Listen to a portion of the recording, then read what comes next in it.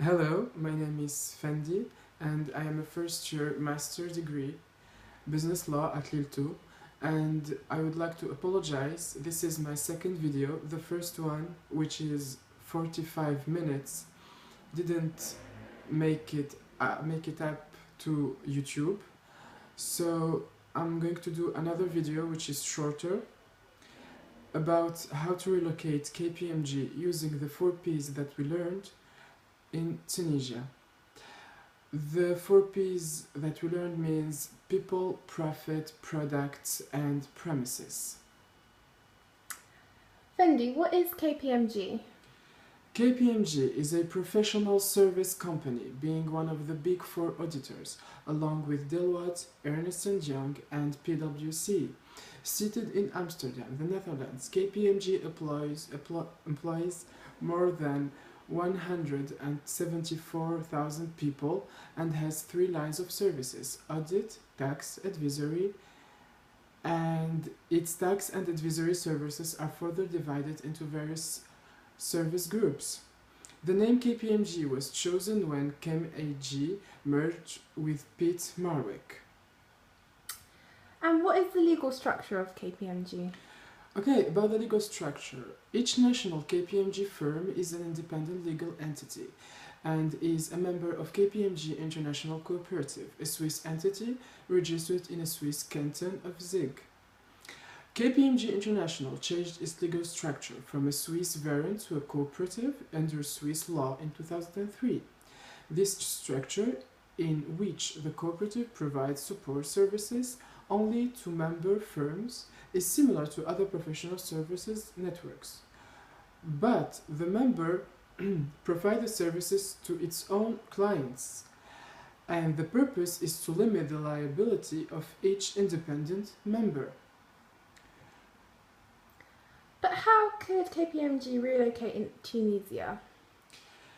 Tunisia is an emerging industrial country. After 2011 revolution, there were needs for advisory firms to advise young entrepreneurs and already based industrial firms to achieve growth, competitiveness, and in Europe and the rest of the world, industry markets are fundamental to KPMG, but I think relocating in Tunisia would be more of a expanding idea, because with an approach of emerging markets, streamlined business models, low-risk cost structures, and product innovation are just a few of the challenges for today's manufacturers in Tunisia. So in order to stay competitive, KPMG Tunisia needs to help create value for local clients by delivering independent business advice across the area of finance, performances, and technology. But KPMG needs also to consider Islamic finance as part of its services. Islamic finances distinguishes itself from conventional finances in its compliance with the principle of Islamic commercial jurisprudence. And the Islamic banking is developing in Tunisia, so shall KPMG scope of services. External and internal audit services, accounting conversion, Sharia compliance test, training, accounting advisory of Sharia product structure. These are the main topics that I advise KPMG to focus on when relocating in Tunisia.